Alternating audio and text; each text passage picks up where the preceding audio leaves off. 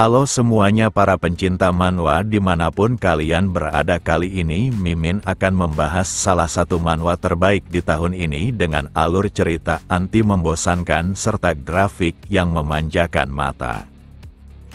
Mengisahkan seorang villain terkuat dalam sebuah novel yang gagal membalaskan dendamnya dan dia yang tidak bisa menerima hal itu menemukan sebuah fakta jika dunianya serta bagaimana dia mati adalah kisah yang ditulis oleh seseorang. Dia yang tidak menerima hal itu menarik paksa sang penulis novel untuk mengubah alur cerita sekaligus membalaskan dendamnya dan sang penulis pun terbangun sebagai villain terburuk yang diburu oleh 6 keluarga besar, bahkan sebentar lagi hidupnya akan berakhir. Dengan kejeniusannya sang penulis berusaha meloloskan diri dan hanya ada satu cara untuk bertahan, yaitu memasuki dunia demon dan meningkatkan kekuatannya di sana sebelum kembali menyelesaikan dendam tubuh yang dirasukinya. Cerita dimulai dengan seorang villain terburuk yang memiliki mimpi indah di mana dia akan menghancurkan semua musuh-musuhnya. Dia bahkan sangat ingin melahapnya dan mencincang tiap bagian dari tubuhnya. Hanya saja semua itu sangat disayangkan dikarenakan dia tidaklah berhasil menggapai mimpinya. Beberapa saat kemudian sang penjahat terburuk itu mati ditandai dengan tangannya yang tidak bergerak lagi. Kesatria ini merasa ini adalah akhir menyedihkan yang cocok untuk seorang penjahat. Orang ini adalah Wohyun sekaligus si penulis novel, dan dengan kematian sang penjahat di dalam karangannya maka novelnya akan segera berakhir. Chapter selanjutnya dia hanya perlu menyimpulkan semua alur ceritanya tanpa sang penjahat. Meski begitu, ini adalah pengalaman yang menyedihkan karena dia harus menulis novel yang tak ingin ditulisnya, tapi bagaimanapun karakter villain haruslah mati dan dia merasa lelah hingga memutuskan melanjutkannya besok saja. Dia akan mengabaikan penyesalannya atas akhir cerita yang menyedihkan untuk sang villain karena ini jugalah yang diinginkan para pembaca. Di saat yang sama dia mendengar suara keras di luar pintu rumahnya. Dia cukup terkejut karena seseorang seharusnya tidak bertamu di jam seperti ini karena sudah terlalu larut malam. Dia pun segera datang sambil menanyakan siapa yang bertamu, tapi tak ada jawaban di luar sana. Suara ribut itu tiba-tiba saja berhenti dan dia menduga jika seorang pemabuk mungkin saja sedang lewat. Malam ini benar-benar melelahkan baginya dan dia ingin tidur saja. Lalu dia melihat sesuatu yang aneh di mana sebuah kertas melayang di sana, entah dari mana datangnya. Tak hanya itu, kertas tersebut bahkan mengeluarkan cahaya yang samar dan aneh. Saat mencoba melihatnya dia mendapatkan pesan jika kertas ini merupakan hadiah yang dapat digunakan jika Wohyun membutuhkannya. Kemudian hal aneh lainnya terjadi di mana kertas itu mengeluarkan cahaya merah yang begitu pekat. Yang benar saja sang villain yang telah mati dalam ceritanya malah muncul. Wohyun sangat terkejut akan apa yang dilihatnya karena hal ini sudah menantang hukum alam yang diketahuinya. Lalu sang villain tersenyum dan mengerti beginilah caranya dia mati. Dia telah menghabiskan banyak waktu dan usaha untuk membalas dendam, tapi berakhir sia-sia di tangan seorang penulis. 10 tahun yang dirinya habiskan untuk mempertajam pedangnya, demi membalaskan dendam kepada orang yang menghancurkan keluarganya dan teman-temannya bahkan kekasihnya, tapi semuanya berakhir dengan kegagalan yang menyedihkan. Meski begitu sang villain tahu jika orang di depannya pasti mengetahui lebih baik dari siapapun akan apa yang terjadi karena dialah yang membuat cerita tersebut. Maka dari itu dia ingin meminta tolong agar cerita tersebut tidak berakhir semenyedihkan itu. Saat sang villain menyentuhnya, maka tubuh Wohyun tiba-tiba saja diselimuti energi merah yang aneh dan mulai melahapnya. Di sana sang villain hanya tersenyum diiringi mata tajamnya dengan harapan Wohyun mengubah alur ceritanya sendiri. Sementara dirinya akan menyaksikannya dari dunia yang berbeda, dan sekarang tubuh Wohyun benar-benar mulai tertelan dan menghilang. Kejadian itu berlangsung dengan sangat cepat, dan sekarang Wohyun membuka matanya. Dia merasa dirinya telah pingsan akan kejadian yang sungguh aneh. Awalnya dia tidak menyadari jika dirinya telah menjadi sang villain yang bernasib menyedihkan. Lalu keanehan pertama yang dirasakannya adalah pakaian yang dikenakannya. Dia pun mulai menyaksikan sekitarnya dan semuanya tampak berbeda dari kamarnya, dan dia mulai berjalan menuju cermin. Untuk sesaat Wohyun tercengang tanpa mengucapkan sepatah kata pun pasca melihat wujudnya. Dia sekarang memiliki rambut merah menyala ditambah mulut yang licik. Saat dia melihat wajahnya, maka mata sipit berada di sana untuk menyembunyikan emosinya.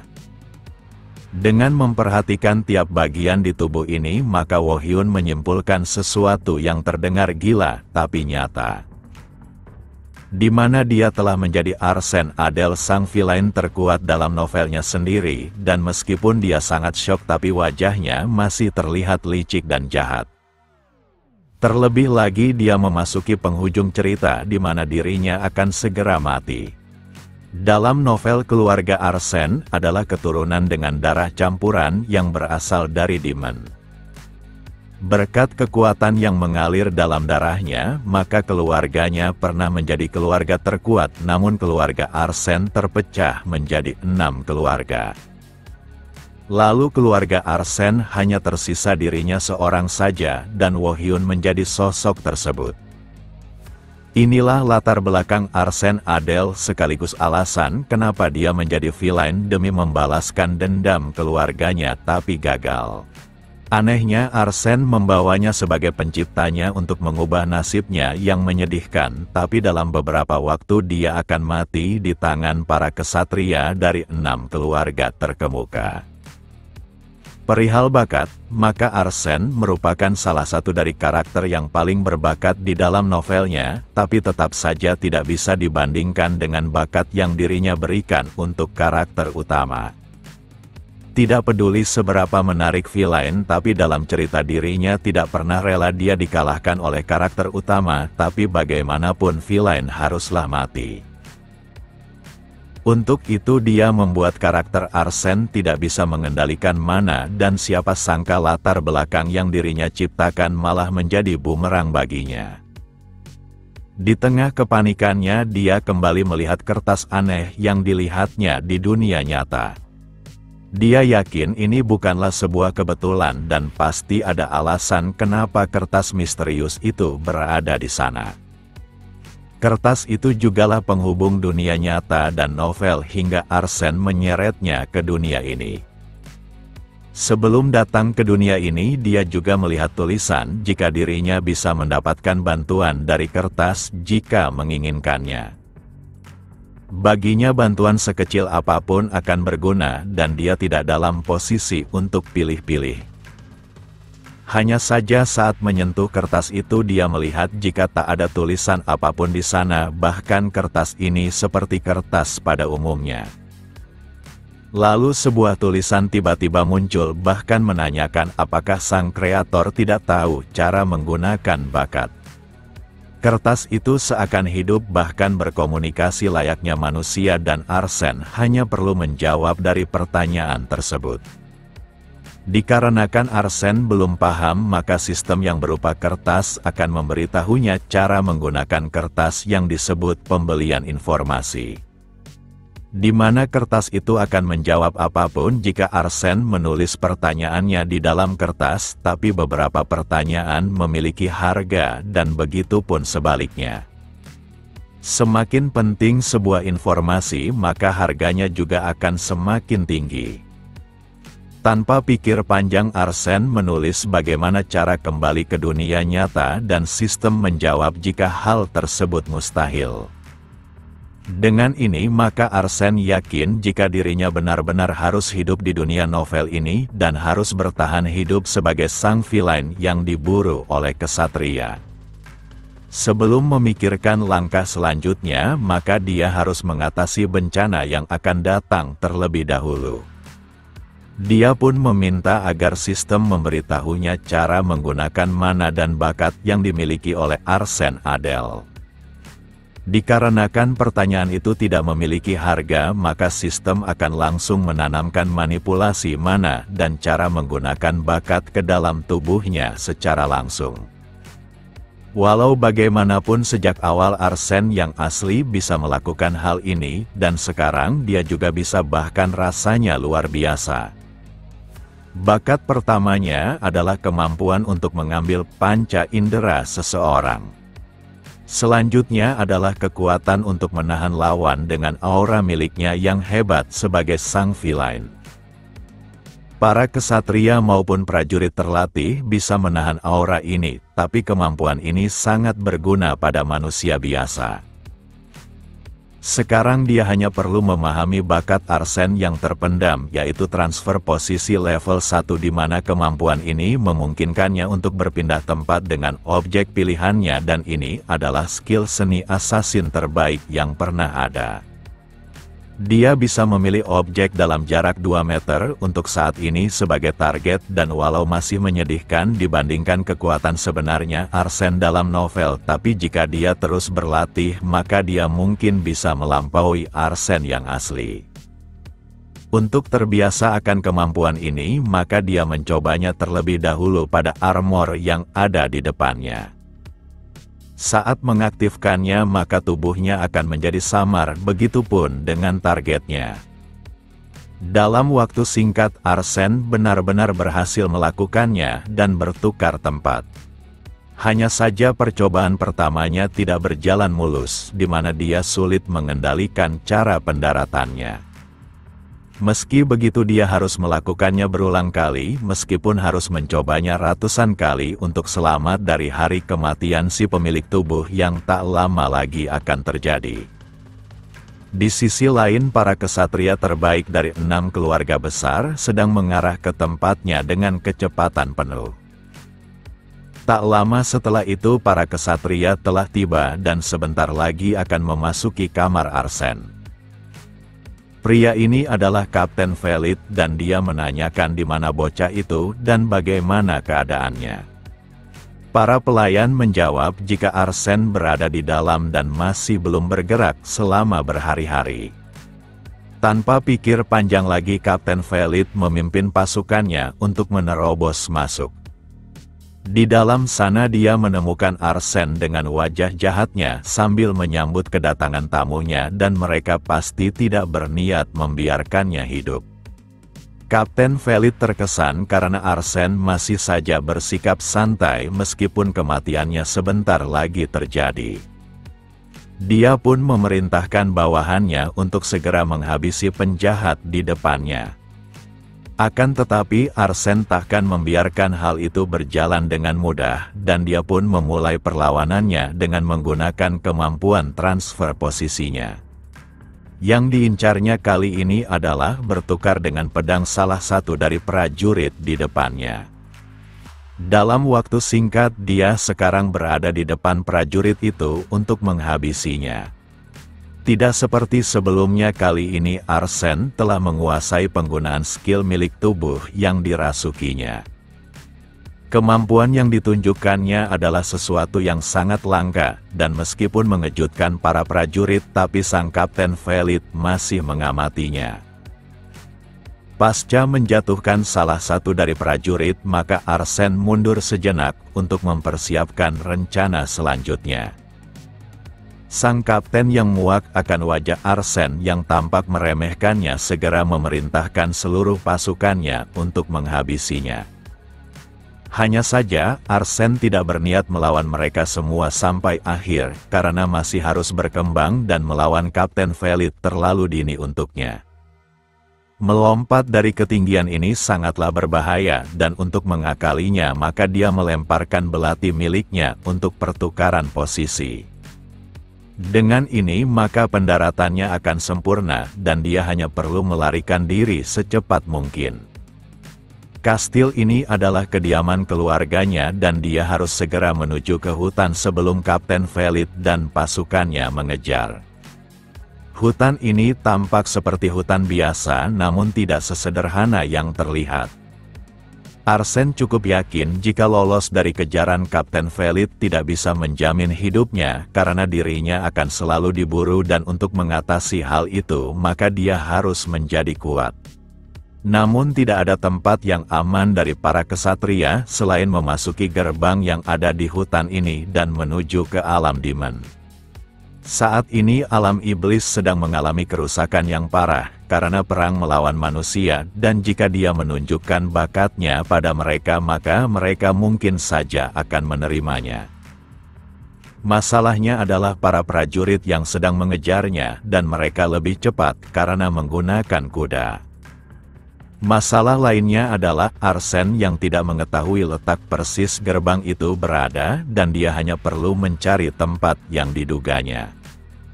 Di tengah pencarian itu dia secara tidak sengaja menginjak ranting yang ada di sana. Dengan suara kecil ini maka posisinya pasti sudah ketahuan oleh pihak musuh. Seketika pepohonan berhamburan di udara disebabkan kekuatan yang dahsyat. Orang yang menyebabkan hal itu adalah Kapten Velid dan dia pasti akan mendapatkan si penjahat licik yang sedang mencoba bermain-main dengannya. Arsene pun segera bergerak dan dia masih memiliki beberapa kemampuan transfer posisi karena sangat terbatas untuk kemampuannya sekarang dan dia harus menemukan gerbang demon secepatnya. Tapi mencari di tengah hutan sangatlah merepotkan dan jika seperti ini terus maka dia bisa tertangkap. Lalu dia teringat akan kertas miliknya dan segera menanyakan lokasi gerbang tersebut. Hanya saja informasi itu memiliki harga dengan bayaran 100 koin emas maupun artefak rank A. Hal ini sangat gawat karena dia baru saja merasuki tubuh ini dan tak mungkin mendapatkan hal seperti itu. Di sisi lain Kapten Velid terus menghancurkan segala sesuatu yang dilewati oleh Arsene. Walau tidak mengenainya secara langsung, tapi dampak serangan itu membuatnya terlempar. Tapi sekarang Kapten Velid telah berada di depannya dengan pedang aura miliknya. Sambil tertawa Kapten Velid menegaskan jika Arsene akan mati malam ini walau dia setuju maupun tidak. Meski begitu Arsene mengatakan agar Velid tidak membuatnya tertawa. Dia takkan mati dengan cara seperti ini dan dia masih memiliki satu cara untuk bertahan hidup. Maka dari itu dia tidak punya pilihan selain mencoba rencana terakhirnya meski keputusan ini tergolong sangat nekat. Sang kapten merasa terkesan karena Arsene masih mencoba melawan saat kemenangan mustahil diraihnya dan hal itu menunjukkan kehormatannya sebagai kepala keluarga Arsene yang terakhir. Arsene telah mendengar jika para kesatria berisikan orang-orang terhormat, tapi bagaimana bisa mereka arogan dengan sebutan itu saat mencoba menangkap satu bocah hingga mengeroyoknya. Maka dari itu dia menyarankan agar kesatria seperti Velid mengganti pekerjaannya menjadi pengasuh bayi. Provokasi itu membuat Kapten Velid sangat murka dan dia akan segera mengirim bocah lancang di depannya ke alam baka. Dia akan melakukan hal itu dengan pedangnya sendiri dan sekarang Velid melesat dengan kecepatan penuhnya. Hal ini adalah momen yang ditunggu oleh Arsene untuk menjalankan rencananya. Siapa sangka dia berniat menjadikan pedang itu sebagai bayaran atas harga dari informasi yang dimintanya. Sistem pun mengucapkan terima kasihnya karena bayaran ini jauh lebih banyak dari yang seharusnya. Maka dari itu sistem akan segera memandunya ke lokasi di mana gerbang demon berada. Kapten Velid tidak memahami apa yang terjadi dan bagaimana bisa pedangnya menghilang seperti ini. Di saat yang sama sebuah cahaya muncul menandakan gerbang demon berada di sana. Sekarang saatnya dia harus bergerak cepat dengan kecepatan penuhnya. Dengan kemampuan transfer posisi, maka dia bisa mengambil start awal yang baik. Kapten Velid takkan membiarkan hal itu, dan dia segera mengejarnya. Arsene tidak memungkiri jika dirinya saat ini sangat lemah untuk mengalahkan Velid dan dia harus segera menyelamatkan dirinya. Jika dia berhasil masuk ke sana dan meyakinkan Raja Iblis, maka dia bisa saja memanfaatkan permusuhan antara manusia dan iblis. Di sisi lain, Kapten Velid takkan membiarkannya kabur, dan dia menggunakan sebatang kayu untuk menghabisinya. Lemparan itu mengarah kepada Arsene yang sedang berlari menuju ke dalam gerbang. Sebentar lagi kayu itu akan menghancurkan kepalanya. Namun Arsene masih memiliki kemampuan transfer posisi, dia pasti akan membalas perlakuan ini. Dia bahkan menunjukkan rasa hormatnya kepada sang Kapten Velid yang telah berjuang keras untuk menangkapnya. Kapten Velid sangat murka karena dia tidak bisa menghabisi penjahat itu dengan tangannya sendiri dan lebih memilih mati di alam demon. Arsene kurang tahu berapa lama waktu berjalan sekarang ini karena setelah tersadar dari melewati gerbang, dia malah berada di dalam tempat yang diciptakan oleh seseorang melalui seni rahasia iblis. Tempat ini cukup baik karena terdapat kasur bahkan makanan, dan dia penasaran apakah tempat ini dibuat oleh seseorang untuk melindungi sebuah harta karun. Belum lagi ada pelindung yang mampu menangkis serangan belatinya dari depan dan makhluk penjaga di balik pelindung. Dia tak tahu keluarga kelas atas mana yang membuatnya, tapi tempat ini dipenuhi dengan hal yang aneh. Dilihat dari manapun, sang Guardian juga tampak menyeramkan.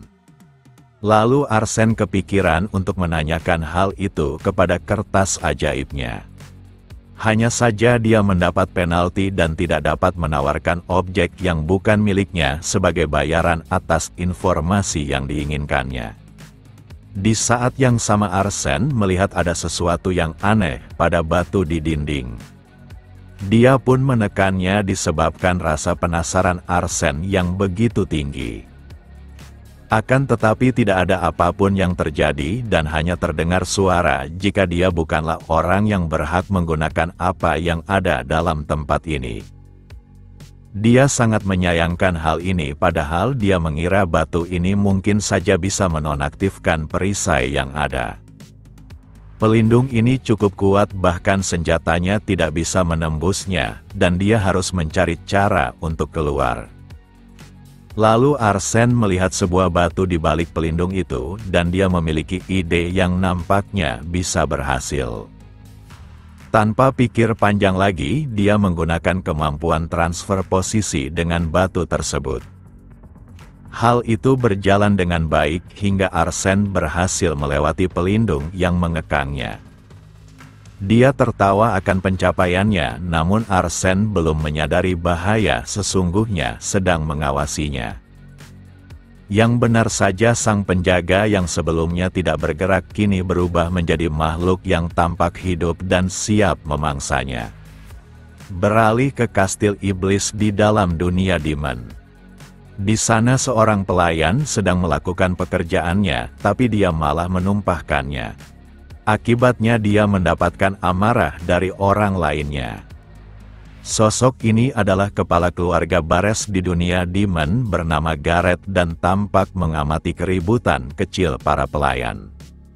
Dia cukup yakin jika kesibukan para pelayan disebabkan putrinya akan melakukan penyerangan terhadap domain tersembunyi. Jika putrinya berhasil, maka dia akan menerima hak untuk memasuki Saitan, dan meskipun dia menyuruhnya untuk tidak pergi, maka putrinya tetap menantangnya. Semua itu dikarenakan memasuki Saitan, maka dia bisa membalaskan dendamnya kepada manusia yang telah menghabisi ibunya. Di saat yang sama seorang pelayan datang dikarenakan adanya sebuah masalah yang harus dirinya laporkan. Tatapan sang kepala keluarga Bares seketika menjadi tajam dan menanyakan hal apa yang memicu keributan pelayannya.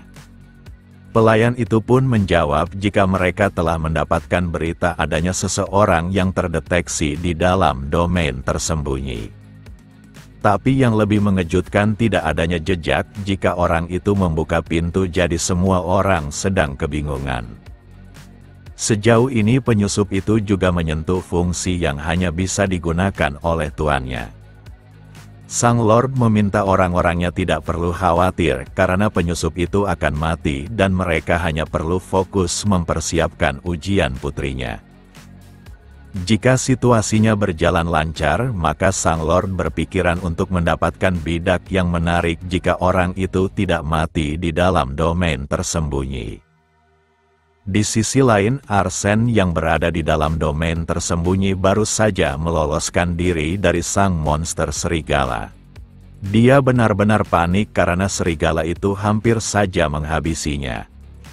Hal ini menunjukkan walau pelindungnya menghilang, maka dia juga akan dalam bahaya. Dia tidak punya cara lain selain kembali ke tempat sebelumnya dengan bertukar pada batu. Beberapa saat kemudian, Arsene menyadari sesuatu jika monster serigala itu terbuat dari batu dan dia akan mencoba bertukar tempat dengannya. Jika apa yang dipikirkannya benar, maka hal ini seharusnya tidaklah mustahil untuk dilakukan. Siapa sangka dia telah berhasil bertukar tempat dengan monster serigala menyeramkan itu. Monster serigala ini tidak mengerti apa yang terjadi, tapi mangsanya baru saja berusaha melarikan diri. Walau dia mencoba untuk memangsanya, tetapi perisai yang ada di sana tidak bisa tertembus. Walau serigala itu tampak mustahil untuk dikalahkan dengan kekuatannya saat ini, tapi monster itu terbuat dari batu menunjukkan dia bukanlah makhluk hidup hingga kemampuan transfer posisi memungkinkan untuk dilakukan. Sekarang dia hanya perlu mencari jalan keluar dari tempat ini. Hanya saja dirinya malah dihadang oleh monster lainnya, menandakan setiap pelindung memiliki penjaga. Tak hanya itu, monster belalang sembah itu terlihat lebih berbahaya dibandingkan serigala sebelumnya. Namun semua itu bukanlah masalah karena tekniknya sangatlah berguna untuk melarikan diri. Saat Arsene terus melangkah, dia menghadapi perangkap yang cukup banyak, tapi dengan kemampuannya maka dia bisa lolos dengan cukup mudah. Dia hanya perlu fokus agar tidak terkena perangkap yang datang secara tiba-tiba. Kini dia menemukan sebuah pelindung yang tampak berbeda dari sebelumnya dan di sana terdengar suara. Pemilik suara itu mengatakan jika dia menyambut sang penyusup yang telah berhasil hingga sejauh ini. Arsene menduga jika pelindung terakhir yang harus dilewatinya pasti dijaga oleh bos monster yang melebihi monster sebelumnya. Yang benar saja monster kesatria kegelapan berada di sana, dan takkan membiarkannya lewat. Arsene dapat merasakan jika kesatria kegelapan itu berada di level yang mirip dengan sang Kapten Velid. Walau monster ini terus mengoceh, tetapi Arsene tidak punya waktu meladeninya. Yang benar saja dia segera menggunakan kemampuan transfer posisinya pada kesatria kegelapan itu. Setelah masuk ke sana, maka Arsene menemukan sebuah peti yang cukup besar dengan hiasan ukiran naga hitam. Sebagai pembuat cerita, Arsene tidak asing dengan ukiran naga hitam ini dan dia mencoba mengingatnya. Di antara keluarga Demon, terdapat beberapa keluarga yang pantas disebut rank tertinggi. Dia pun mengingatnya jika keluarga Demon yang memiliki ukiran naga ini adalah keluarga Bares, yaitu Gareth sang dosa mematikan ketujuh. Arsene tak menyangka jika nasibnya akan sangat buruk, dan jika tertangkap maka dia pasti akan mati. Dikarenakan sudah begini, maka dia harus mengosongkan petinya untuk mencari sesuatu yang berguna dan segera kabur. Saat membuka peti, tiba-tiba sesuatu di dalamnya bergerak. Tidak hanya bergerak, tapi makhluk aneh melompat ke wajahnya. Arsene tidak tahu apa yang terjadi dan dia terus berteriak kesakitan. Makhluk itu telah masuk ke dalam mulutnya menciptakan rasa sakit di kepala yang luar biasa. Setelah itu sebuah percikan merah terjadi menandakan Arsene dalam bahaya. Yang benar saja salah satu dari bola mata Arsene telah meninggalkan tubuhnya. Dia bertanya-tanya sudah berapa lama dia pingsan dan siapa sangka mata kirinya akan tercongkel keluar. Meski begitu dia masih dapat melihat dan saat bercermin pada bilah pedangnya dia menemukan mata hitam pada dirinya. Dia pun mengecek sistem dan menemukan jika mata itu disebut mata superbia yang dapat meningkatkan pesat dalam penglihatan dinamis dan aktif setelah menghabisi musuh. Arsene pun tertawa karena dengan mata ini maka dia akan lebih kuat bahkan melampaui si pemilik tubuh asli. Sekarang dia harus keluar dari dunia iblis ini karena berlama-lama di sini akan sangat berbahaya. Menurutnya para demon pasti akan segera datang disebabkan kegaduhan yang ditimbulkannya dan dia tidak boleh membuang waktu lagi. Tidak ada jaminan jika dia takkan tertangkap dan Arsene harus mengantisipasi hal tersebut. Tapi dia harus menyembunyikan tanda yang menunjukkan dirinya berasal dari keluarga Arsene dan jika ketahuan maka para demon pasti akan menghabisinya walau dia memohon. Di saat yang sama sang kesatria kegelapan terus memberontak dengan meminta perisai di depannya dibuka. Dia sangat panik disebabkan tuannya sedang menuju ke tempat ini. Lalu Arsene mulai memikirkan kemungkinan yang terjadi di mana tempat ini adalah domain tersembunyi yang diciptakan oleh keluarga tingkat atas untuk latihan.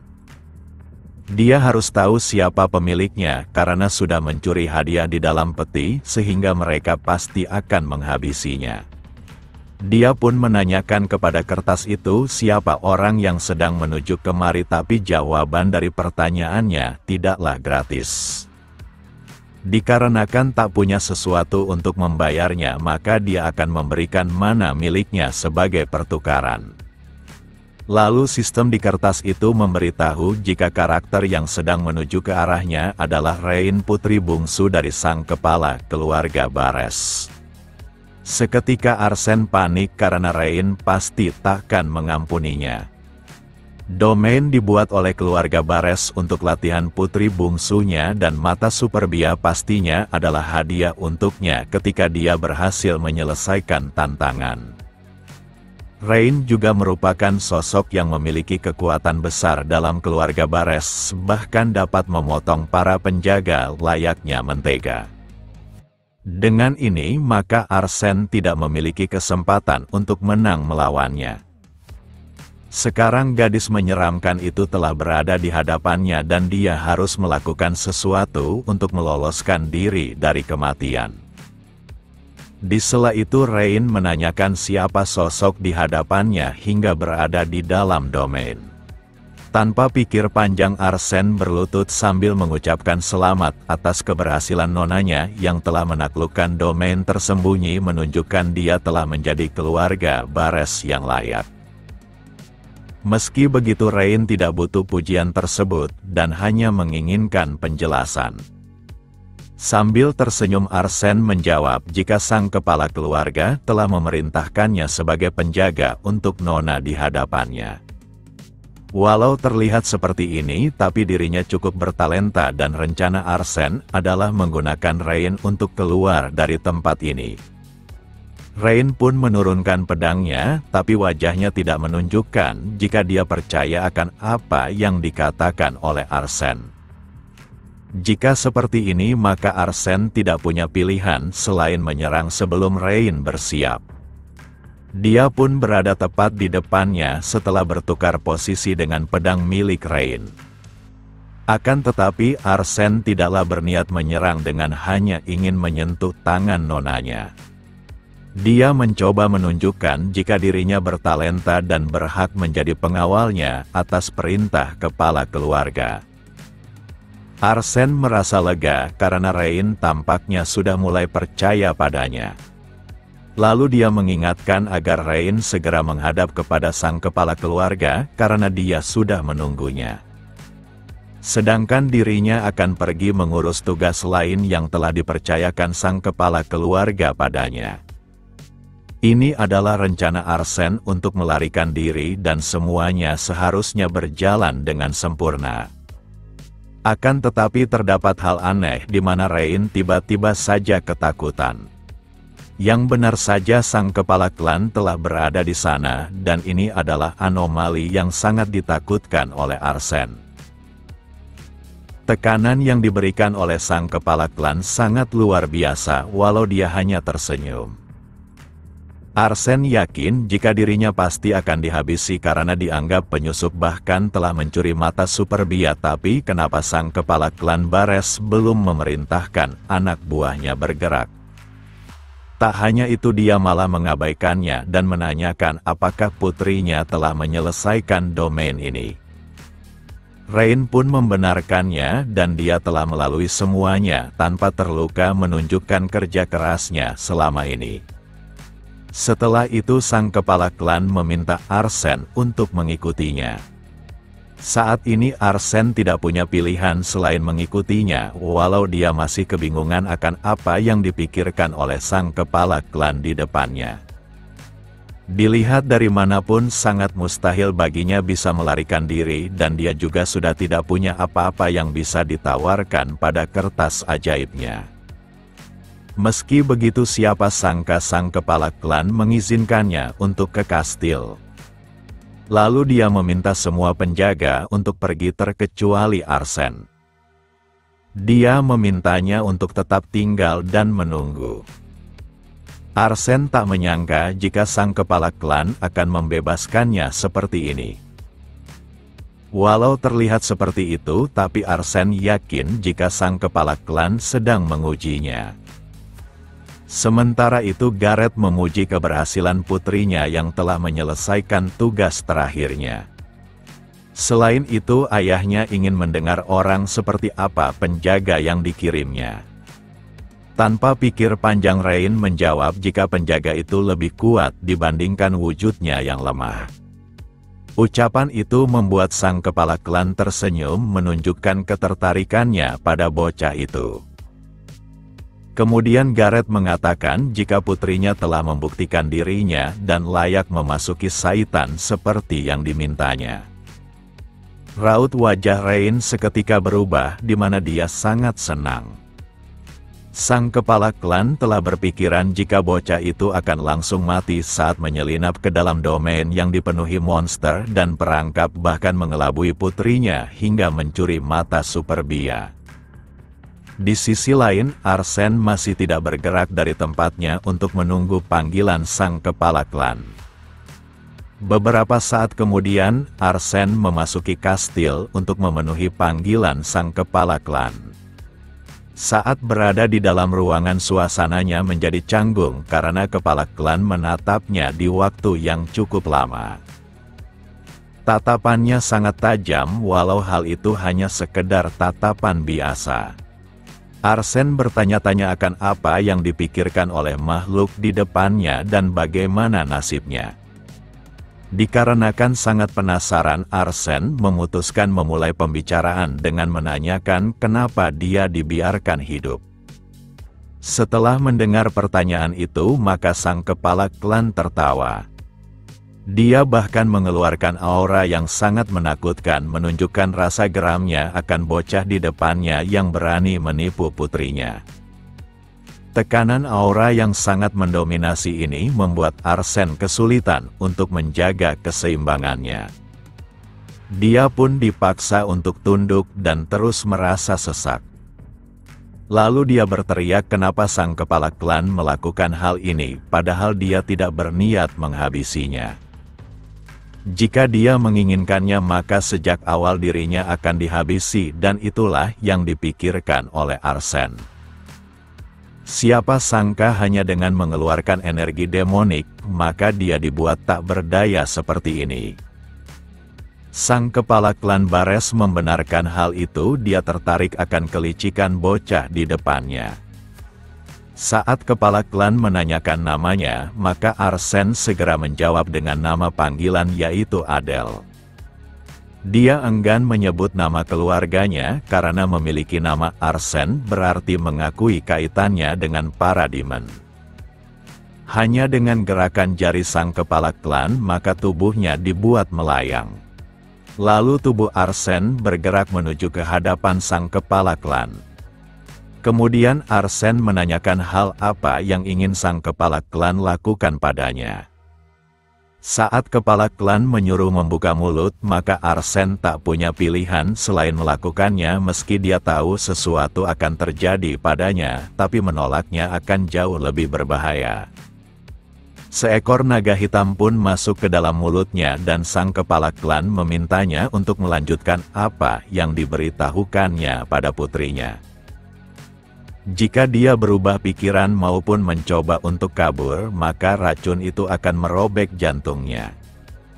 Setelah itu dia meminta untuk pergi dan menunggu perintah selanjutnya. Walau tidak berjalan baik, tapi Arsene menganggap dibiarkan hidup sudah seperti sebuah keberuntungan. Kemudian dia dibawa ke sebuah rumah yang sederhana untuk menjadi tempat tinggalnya. Arsene tidak punya pilihan selain mengikuti yang diinginkan oleh Gareth. Dia juga menahan jika Gareth yang merupakan kepala klan hanya ingin memanfaatkannya.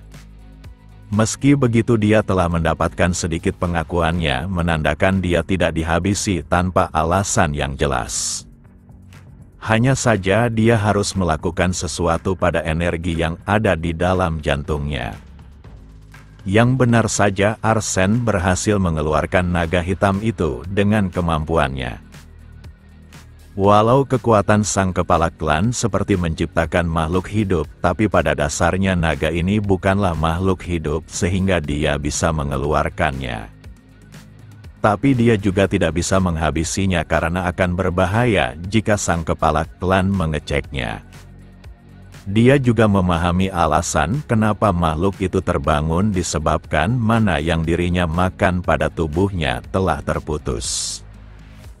Jadi dia harus memberinya makanan seperti ini agar makhluk kecil ini tertidur kembali. Untuk saat ini dia bisa istirahat dengan tenang dan menikmati tidur malamnya. Dia juga telah berhasil menaklukkan berbagai macam perangkap serta kesulitan. Maka dari itu dia harus mengecek tiap skillnya dan dia mendapatkan kemampuan transfer posisinya telah naik level ke level 2. Hanya saja jumlah mananya sangat sedikit dikarenakan dia sudah menjadikannya sebagai pertukaran informasi. Sekarang dia harus memikirkan cara untuk meningkatkan mana miliknya agar dapat menggunakan kemampuannya di waktu yang cukup lama. Sudah 3 hari Arsene menjadi penjaga Rain, tapi gadis ini selalu saja bersikap dingin padanya menunjukkan dia tidak menyukainya.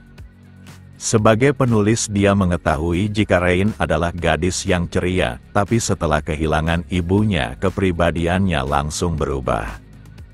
Di sela itu seseorang datang menginformasikan jika mereka berdua dipanggil untuk menemui sang kepala klan. Arsene dapat menebak alasan kepala klan memanggil mereka disebabkan ujian masuk Rain ke Saitan karena Gareth sebenarnya tidak mengizinkannya. Kepala klan pun memulai pembicaraan dengan mengatakan jika Saitan bukanlah tempat yang mudah dan dengan kemampuan Rain sekarang maka dia bisa mati dengan cepat di sana bahkan membuatnya tidak bisa membalaskan dendam ibunya. Arsene yang mendengar percakapan antar ayah dan anak ini membuatnya serasa ingin segera pergi. Lalu suasananya berubah saat kepala klan mengizinkannya, tapi Rain harus membawa Adele sebagai pengawalnya. Tapi Rain menolaknya seakan dia membenci Arsene. Saitan merupakan akademi di alam demon di mana semua anak-anak demon berbakat berkumpul di sana. Mereka selalu berkonflik dengan Akademi Kekaisaran dan berdasarkan cerita tempat itu akan memakan banyak korban termasuk Rain sendiri menunjukkan betapa buruknya tempat itu. Meski begitu Rain tetap memaksa untuk masuk ke sana walau ayahnya tidak mengizinkannya. Bagi Arsen, tempat itu adalah tempat terbaik di mana dia bisa mengumpulkan pasukan karena dia mengetahui insiden besar yang akan terjadi di sana. Maka dari itu dia harus mendapatkan sesuatu yang bisa berguna untuknya sebelum ke sana dengan mengajukan sebuah permintaan kepada sang kepala klan. Sebuah imbalan seharusnya tidak masalah karena dia juga harus menjaga putri sang kepala klan dan permintaannya tentang mana. Entah mengapa sang kepala klan menaruh perhatian padanya dan dia bahkan tertawa mendengar permintaan itu. Sang kepala klan tidak boleh mengetahui jika racun yang ditanamkannya telah berhasil dirinya keluarkan. Sang kepala klan menganggap Adele sangat arogan, tapi dia takkan melepaskan naga kecil di dalam tubuhnya.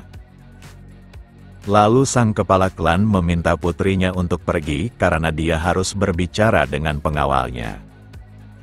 Dia mengetahui jika Adele sangat kekurangan mana, dan jika dibiarkan maka dia akan mati dengan sendirinya oleh naga hitam yang memakan mananya.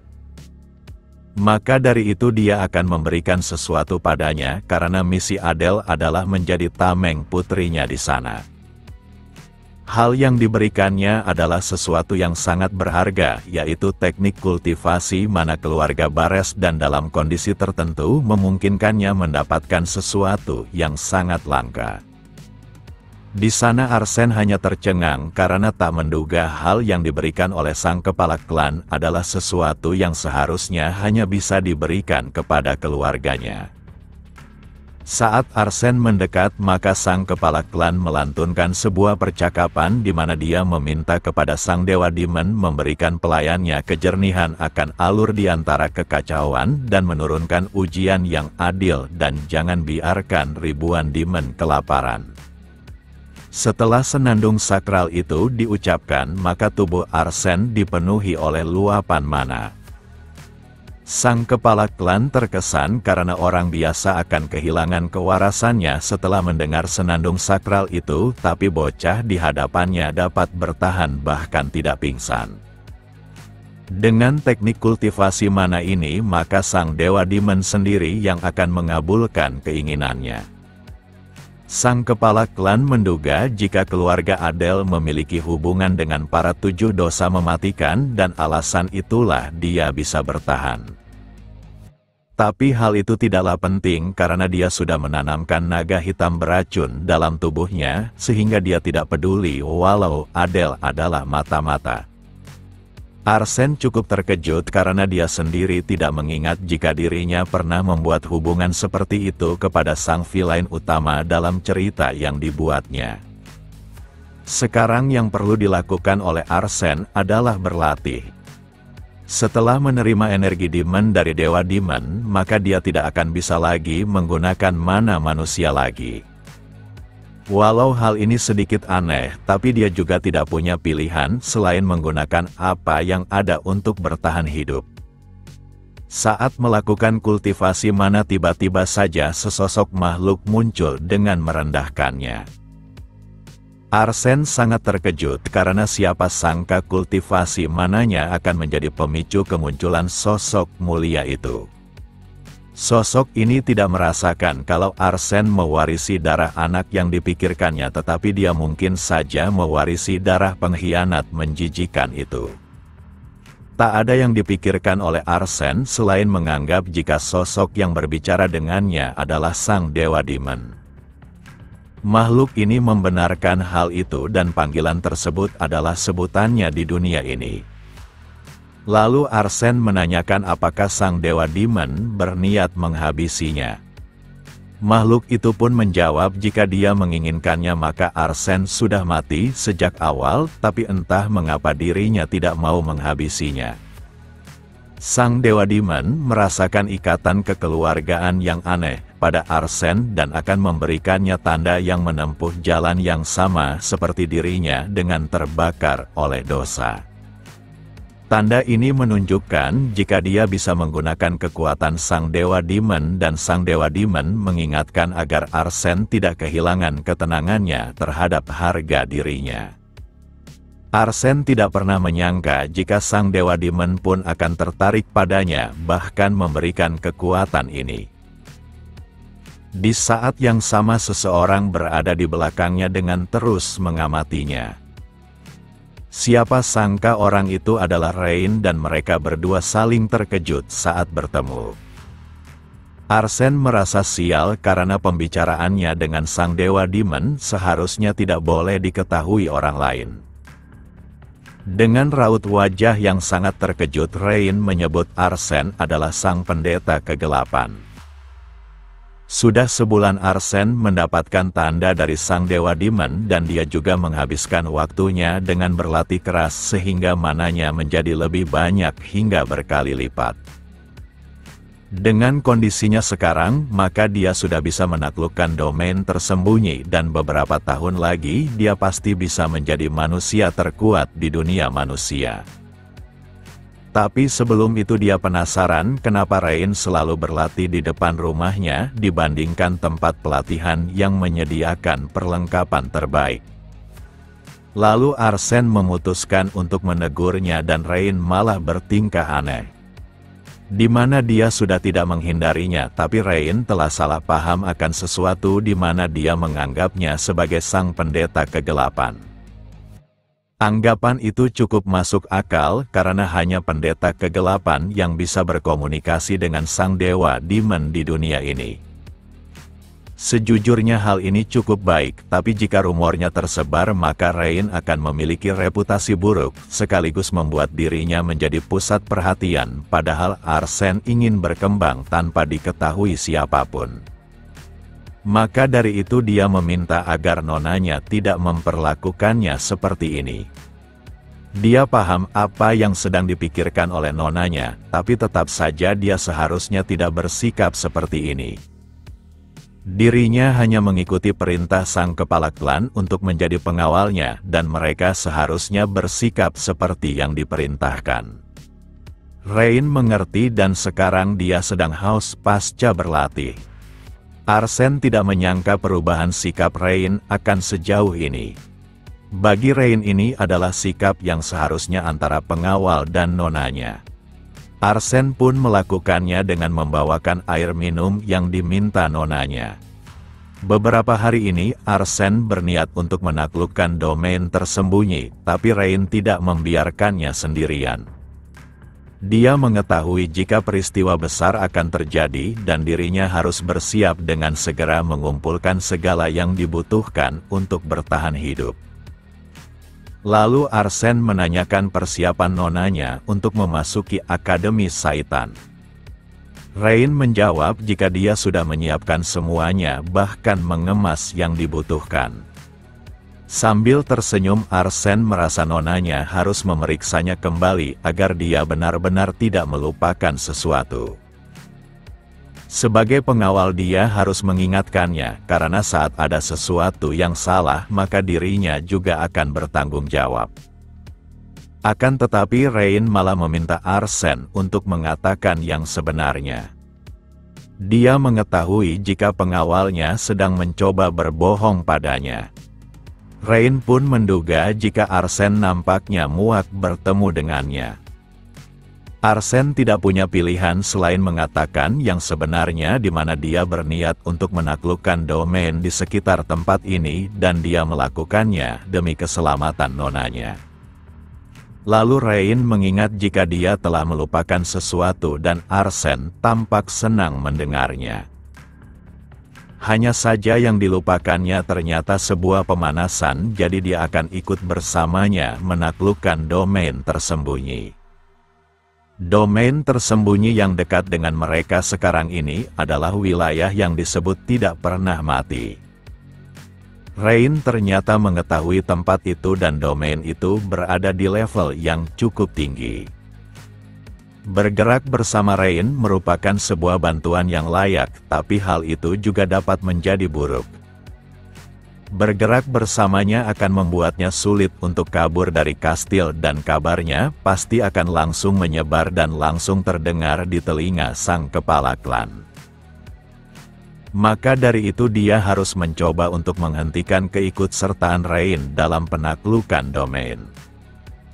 Jika kepala klan mengetahuinya, maka nonanya bisa dalam bahaya.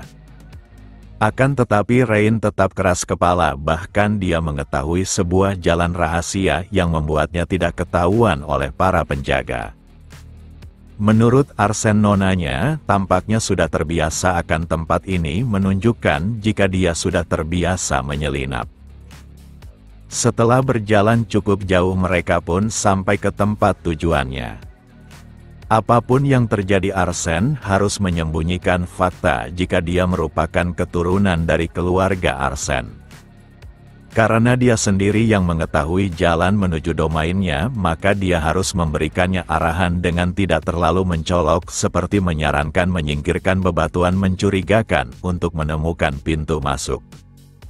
Setelah melakukannya, maka mereka hanya perlu masuk dan Arsène mengetahui jika prajurit dengan daging busuk yang melindungi wilayah ini telah menanti mereka.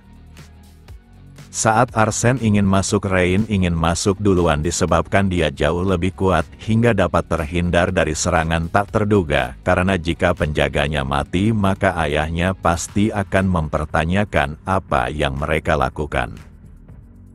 Walau Arsène mengetahui tempat ini, tapi siapa sangka di dalam domain lebih terang dari dugaannya. Beberapa saat kemudian, mereka telah tiba di tempat wilayah yang tak pernah mati. Di sana terdapat sebuah kediaman tua yang tampak begitu menyeramkan.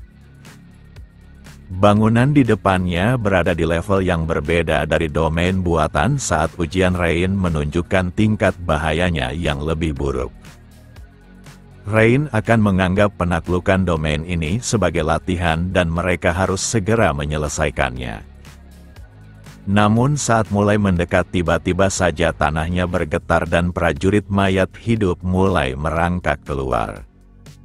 Jumlah mereka sangat banyak dan lengah sedikit saja bisa berdampak fatal.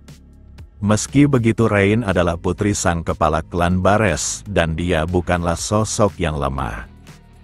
Dengan kekuatan itu, maka Arsène yakin bersama Rain adalah keputusan terbaik. Namun dia tidak melupakan agar nonanya tidak lupa berhati-hati, pasti ada sesuatu yang mengendalikan para mayat hidup ini. Di saat yang sama, semua prajurit yang dikalahkan oleh Rain mulai menyatu kembali. Terdengar suara yang menyebut mereka berdua sangat berani dengan datang ke wilayah ini. Yang benar saja, bos monster di luar makam telah muncul dan memerintahkan semua prajuritnya menghabisi para penyusup. Walau Rain mendominasi pertarungan, tetapi para prajurit mayat hidup itu terus hidup kembali, sehingga pertarungan di waktu yang lama akan merugikan mereka. Di sela itu, Arsène meminta Rain agar tetap maju, karena dia memiliki rencana untuk mengalahkan mereka.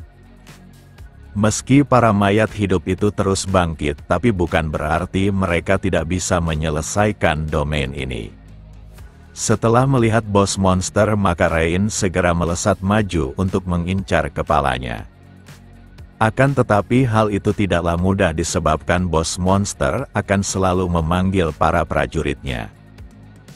Berdasarkan pengetahuannya, Arsène paham kelemahan monster itu terletak pada artefak yang dipegangnya. Sementara itu, Rain yang mencoba menargetkan bos monster, kini dihadang oleh para prajurit mayat hidup yang lebih besar dan menakutkan. Walau musuhnya lebih besar, tapi Rain tidaklah gentar dan dia segera menyerang tanpa ragu. Dengan kemampuannya, maka dia dapat menghancurkan monster raksasa itu. Meski begitu, domain takkan selesai dengan mudah dan Arsène akan menyelesaikannya. Dia pun mengeluarkan kemampuan transfer posisinya kepada kepala monster yang telah hancur.